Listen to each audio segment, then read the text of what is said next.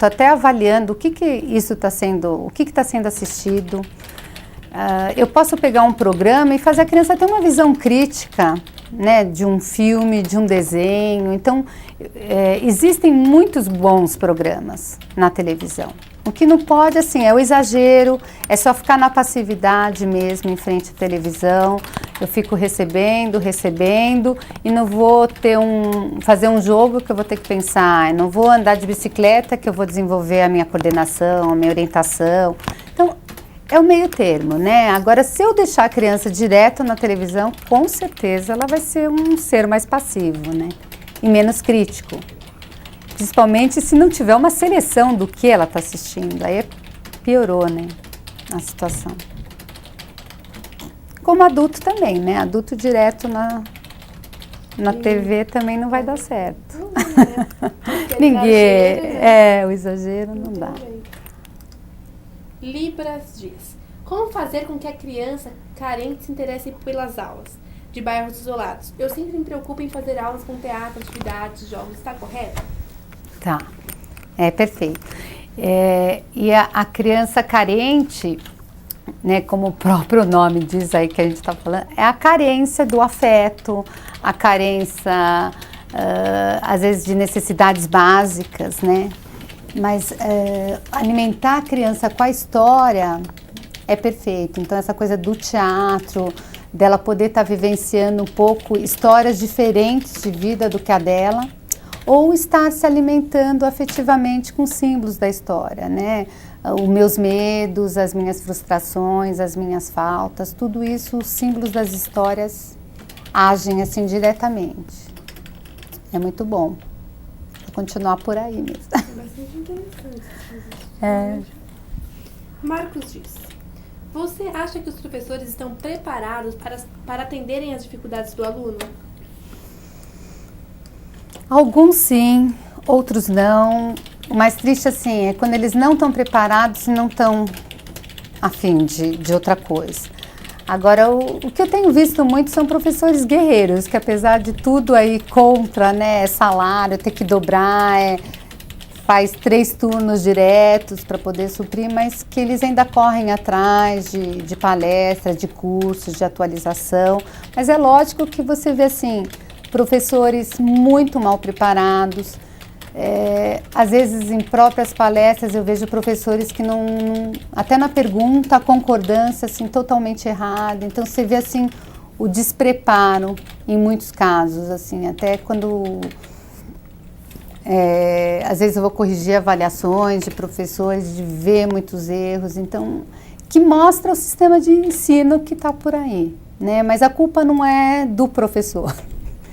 Eu acho que tem, assim, de alguns talvez desistiram, ou não tem dinheiro para se atualizar, ou não sobra tempo. Né? É um dos problemas sérios, mas, assim, eu acho que ainda o professor, por ter escolhido essa profissão, ele é uma pessoa que gosta, é uma coisa que dedica. Não é qualquer pessoa que é dom, né, para ser professor. Tem que ser dom, tem que ter uma paciência. Não tem, assim, uma coisa que fale, assim, uma valorização para o professor, você não vê, né? Então, cada dia, assim, e os pais delegando cada vez mais para a escola. Até, assim, o próprio educação que tem que ser em casa, valores, mas é tudo para a escola. Então, a cobrança é sempre com a escola. Então, eu escuto isso direto, sempre a culpa é da escola, né? Então, a parcela não é bem, né? Tem que ser parceria. Andressa diz: oi, meu nome é Andressa. Queria desabafar. Alguém de preferência mulher. Posso contar com você? Vamos lá. Nossa, mandou isso. Ah, tá. Qual seria o desabafo dela?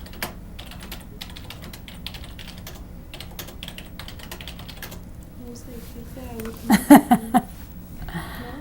tem bastante criança que é difícil você tratar, assim, que elas, sabe, tipo, cria uma barreira e não quer essa ajuda, assim. Porque eu conheço gente que acha que negócio de psicóloga, psicopedagoga é coisa de gente louca, né? Não é. Eu acho muito legal. Olha, eu falei que nunca aconteceu, assim, de uma criança, um adolescente chegar lá e falar, não quero fazer. Eles chegam assim, eles não sabem o que eles vão encontrar lá. Então, eles de repente acham que eu vou ser uma professora particular, alguma coisa do gênero. Ou eles ficam escutando que psicólogo, terapeuta é coisa de louco. Então ainda tem algumas barreiras fora. Mas quando chegam lá, eu já deixo a situação bem clara. Eu estou aqui para te ajudar em situações escolares de aprendizagem, mas eu trabalho de uma maneira diferenciada da escola, porque se não está dando certo lá, a gente tem que focar de outro lado. E eu pergunto por que ele está lá, qual que é a dificuldade, e no final da sessão eu pergunto se ele quer fazer o tratamento. Tem que querer, né? Tem que querer, porque em toda situação é assim, se não quiser, não adianta. É verdade. Eu não sabia que E eles terminam gostando. tratava Muito, Eu muito. achei que era assim, que o acompanhamento tinha que ser assim, quando criança, depois disso não funcionava mais. Eu acabei de avaliar uma adolescente, ela está no 2º colegial. E até agora, assim, sabe, foi muito sofrido tudo. E toda vez que ela passa por professores particulares, todo mundo falando que ela era muito inteligente, que ela aprende com facilidade. E era um transtorno de leitura e escrita.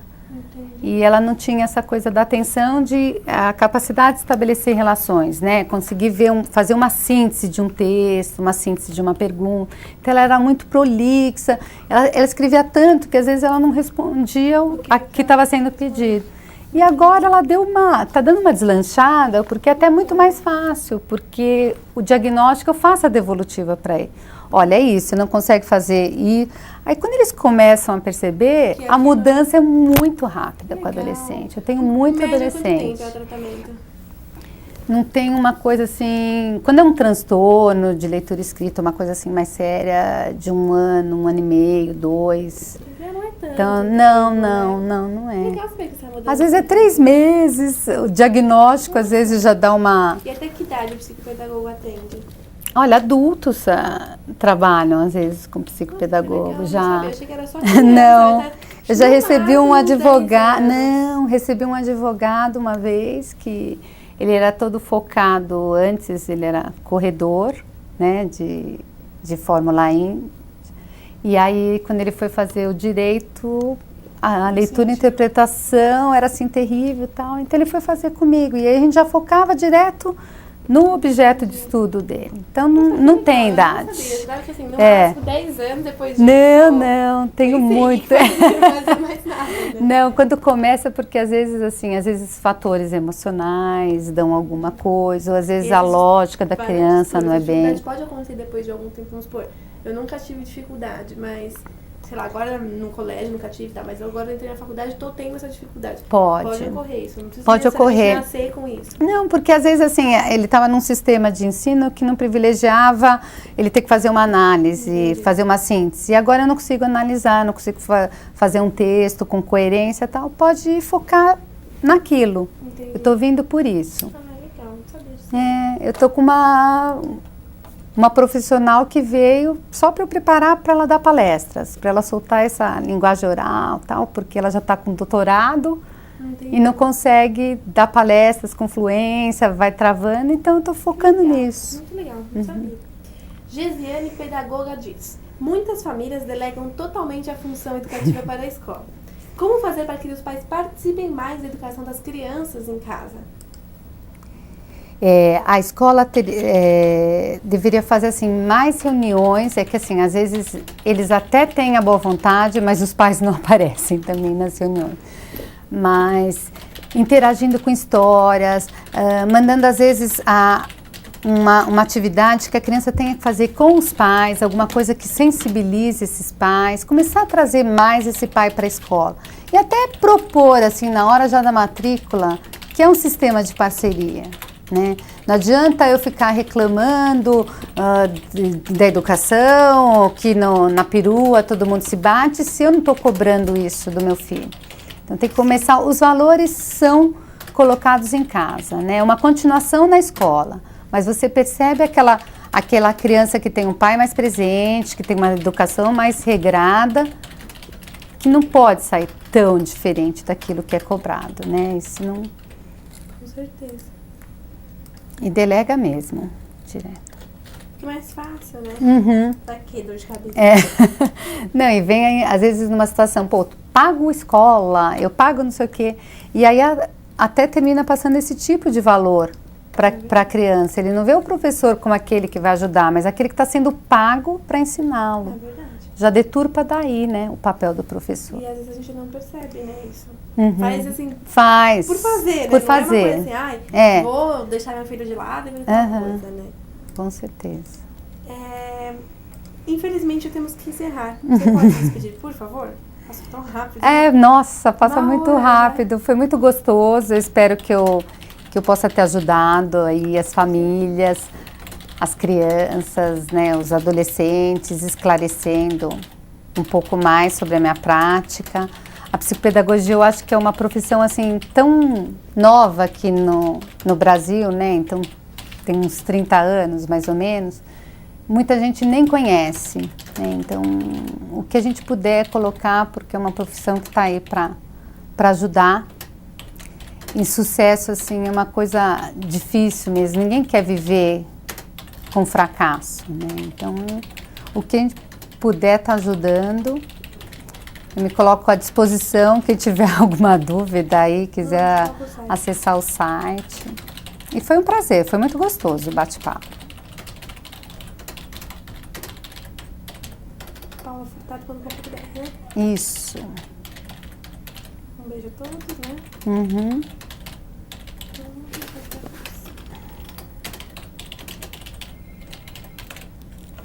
Paula, você só aguarda um minutinho que ainda tá no ar.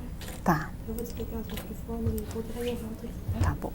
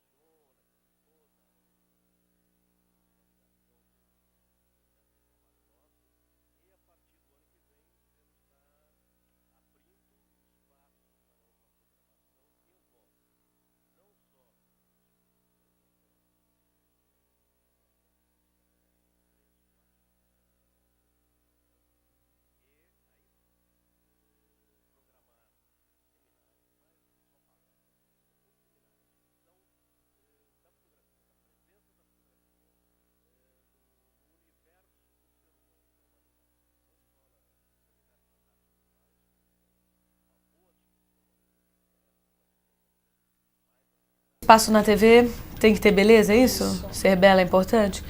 Eu acho que não. Assim, é bacana porque televisão é imagem, né? Mas eu acho que, especialmente nas profissões de modelo, atriz,